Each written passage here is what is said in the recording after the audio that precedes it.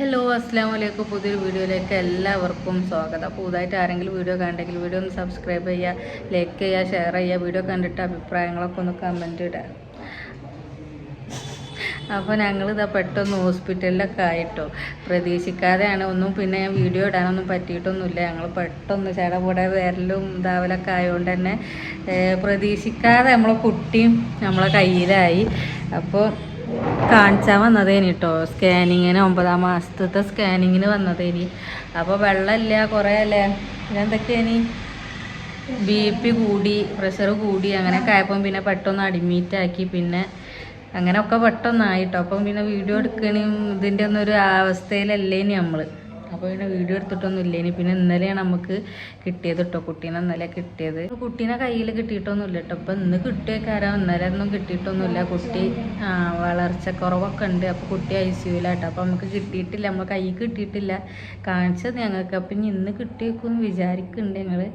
അപ്പോൾ എനിക്കൊന്നും വീഡിയോ ഇടാനൊന്നും പറ്റിയില്ല. ഞങ്ങൾ ഹോസ്പിറ്റലിലായ പിന്നെ ഞാൻ വീഡിയോ എടുത്തിട്ടൊന്നും ഇല്ല കേട്ടോ. അപ്പോൾ ഇന്നലെ ഞാൻ ഷോർട്ട് ഇട്ടീന്, കുട്ടീനെ വാങ്ങണ ചെറിയൊരു ഇത് ഞാൻ ഷോർട്ട് ഇട്ടീന് കേട്ടോ, അല്ലാതെ വീഡിയോ എടുത്തിട്ടൊന്നുമില്ല. പിന്നെ രാത്രി ഞങ്ങളവിടെ ഇരുന്ന് പൂതി കഴിഞ്ഞ് ലേബർ റൂമിൻ്റെ മുന്നിൽ, ഓപ്പറേഷൻ തിയേറ്ററിൻ്റെ ലേബർ റൂമിൻ്റെ മുന്നിൽ ഇരുന്ന് ഞങ്ങൾ പൂതി കഴിഞ്ഞു. അപ്പോൾ ഞാൻ ചെറിയ ക്ലിപ്പുകളൊക്കെ അങ്ങനെ എടുത്തിന് കേട്ടോ. അപ്പോൾ ഞാൻ അവിടെ കൊടുക്കുക.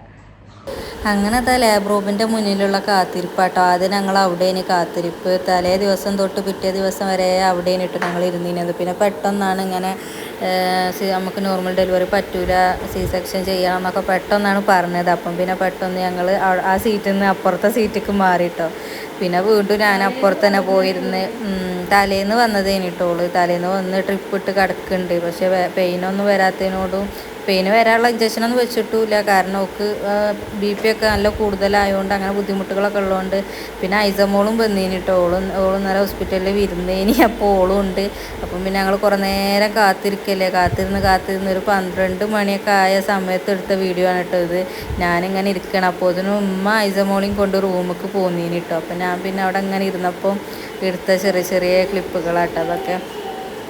അങ്ങനെ പിന്നെ ഓളെ പുറത്താക്കിയിട്ടൊന്നും ഇല്ലേനി കേട്ടോ. ഓൾക്ക് BP നല്ല കൂടുതലാണെന്ന് പറഞ്ഞാൽ ഓളെ പുറത്താക്കിയിട്ടൊന്നും ഇല്ലേനി. ഇപ്പം ഇന്നലെ രാത്രി 12 മണിയൊക്കെ ആയിട്ടുണ്ടാവും പുറത്താക്കി. ഇപ്പം ഞങ്ങൾ റൂമിലായിട്ടുള്ളത്. ഓള് ഞങ്ങളൊപ്പം ഉണ്ട്.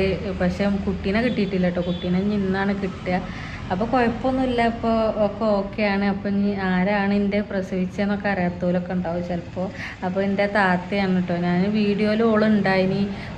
ഞങ്ങൾ പ്രഗ്നൻസി അതൊക്കെ ഞങ്ങൾ കാണിച്ചിന്. ഓള് പ്രഗ്നൻ്റ് ആയതൊക്കെ വീഡിയോ ഒക്കെ ചെയ്തീന്. അപ്പോൾ എൻ്റെ നേരെ താത്തയാണ് കേട്ടോ പ്രസവിച്ചത്.